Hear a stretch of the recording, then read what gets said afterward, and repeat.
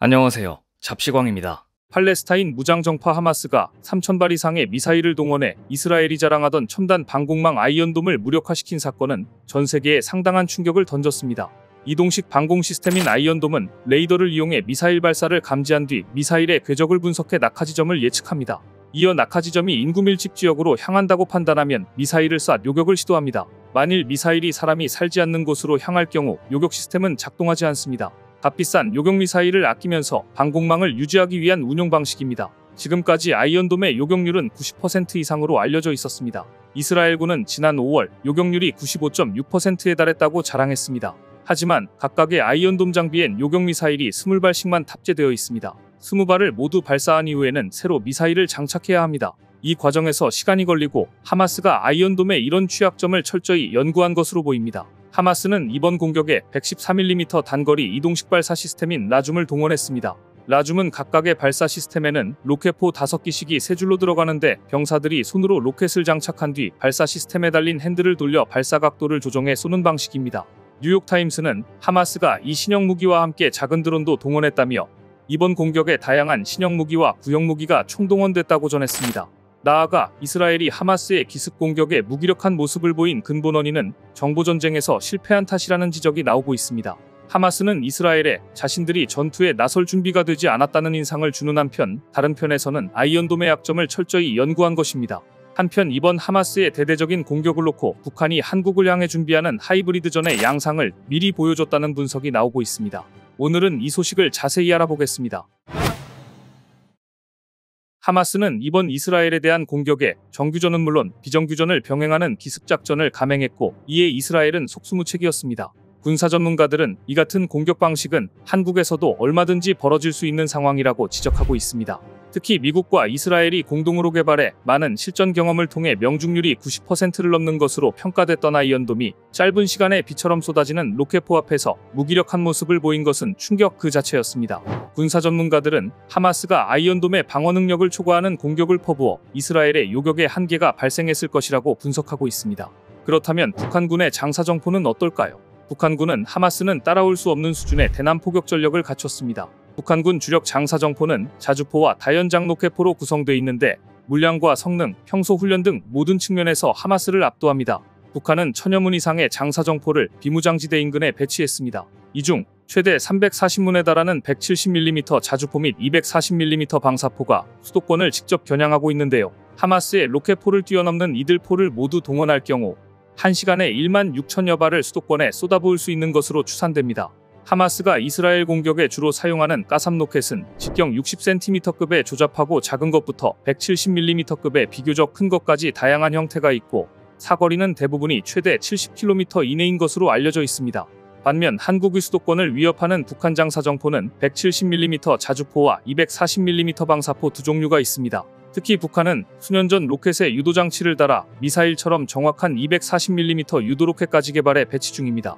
하마스 로켓보다 위력이 크고 정확도도 뛰어난 것입니다. 일각에선 이번 하마스의 이스라엘 공격 사례처럼 북한이 단시간에 무차별적으로 대규모의 장사정포 공격을 할 경우 이를 막을 수단이 마땅치 않다는 우려가 나오고 있습니다. 따라서 한국형 요격체계 개발과 배치를 늘리는 동시에 민간인 지역 등의 방호시설을 확대하고 점검하는 작업 역시 필요하다고 지적하고 있는데요. 또 하나, 하마스가 이번 공격에서 충격을 준 것은 로켓포 공격으로 이스라엘군을 혼란에 빠뜨린 뒤 전동 패러글라이더를 탄 대원을 국경 너머로 침투시킨 점이었습니다. 이스라엘 내부로 침투한 하마스는 군인과 민간인 수백 명을 인질로 잡고 SNS를 통해 관련 영상을 공개하며 공포감을 극대화했습니다.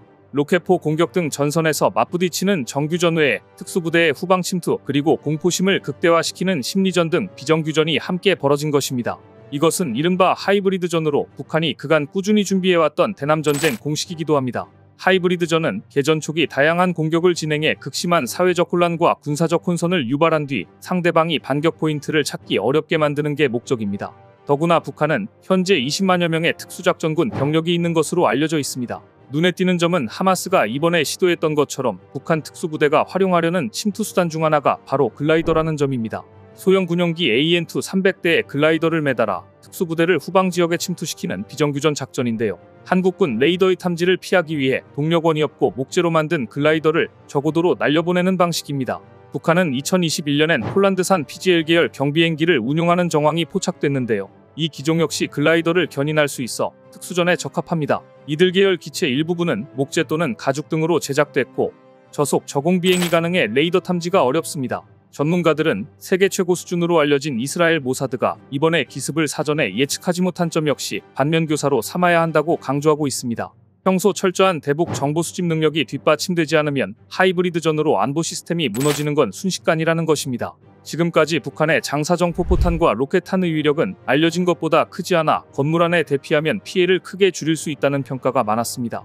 하지만 이번에 하마스가 전개한 것처럼 기습작전을 전개하면 상당히 피해가 생길 수 있다는 지적이 나오고 있는데요. 그렇다면 한국형 아이언돔 LAMD는 어느 수준까지 와 있을까요? 우리 군은 지난 2010년 연평도 포격 도발 이후 아이언돔 도입을 여러 차례 검토했었습니다.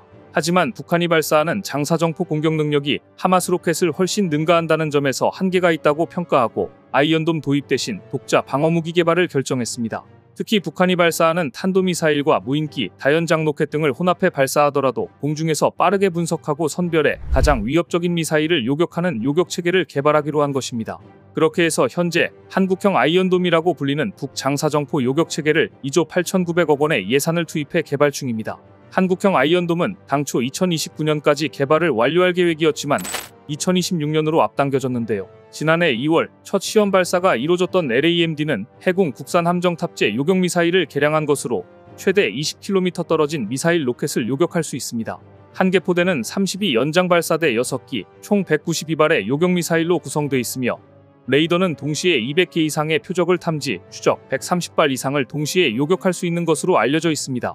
이를 위해 레이더 체계도 전방에서 날아오는 물체의 ICS 값을 정확히 조사해 파악할 수 있도록 분해 능력과 탐지 거리를 늘리는 작업을 수행하며 일부분만 탐지되어도 어떤 물체인지 인공지능 소프트웨어가 파악해 분류하고 재빨리 조준할 수 있도록 개발 중입니다. 특히 한반도는 산악지형이 많아 지상통신으로 빠르게 데이터를 전송하는 데 제한이 있기 때문에 전용 통신 위성을 활용해 산악지형을 빠르게 파악할 수 있도록 실시간 고성능 데이터 처리 시스템을 완성할 계획입니다. 문제는 해군 미사일이 한 발당 10억 원에 달하기 때문에 다수의 미사일을 사용해야 하는 한국형 아이언돔 체계로 사용하기엔 너무 비싸다는 점입니다. 유도장치 등을 간소화해 가격을 낮춘다고 하지만 아이언돔의 타미르 미사일 한 발당 6천만 원보다 비쌀 가능성이 높습니다. 더구나 이번에 확인했듯 미사일이 수백 발 이상이 날아올 경우 다 요격이 가능할지도 의문입니다. 따라서 싼 비용으로 동시에 다수 표적을 요격할 수 있는 레이저 무기 등 가성비 있는 대응수단 개발과 함께 북한의 장사정포 도발을 억제할 수 있는 공세적 대책을 서둘러야 한다는 지적이 나오고 있는데요. 지난 8월 말 서해상에서 진행된 을지 자유의 방패 연습도 이와 같은 상황을 가정하고 진행한 실사격 및 폭격 훈련이었습니다. 지난 8월 한국과 미국은 우리 공군의 F-35A, F-15K, KF-16 전투기와 미 7공군 제-51 전투비행단 소속 A-10 공격기 총 30여 대가 참가하는 대규모 훈련을 실시했습니다. 이날 한미 공군이 훈련은 적이 발사한 저고도 순항 미사일을 요격한 후 적 방공체계를 뚫고 적의 주요 표적을 정밀 타격하는 모의 상황을 가정해 실사격 및 폭격 훈련을 한 것이었습니다. 한편 한국은 유사시 북한 장사정포 갱도진지를 타격할 장사정포 킬러 KT즘-2를 개발하고 있습니다.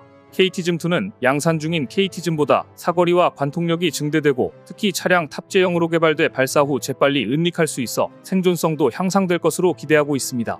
특히 북한 최북단 압록강 변까지 도달하는 사거리로 고도화되는 북한의 도발 위협에 대응하기 위해 개발 중인 신형 무기체계로서 고정진지에서 운용하는 KT즘-1과 달리 K239 천무 다연장 로켓의 이동식 발사대에서도 운용할 수 있어 기동성과 생존 가능성이 더욱 강화될 전망입니다.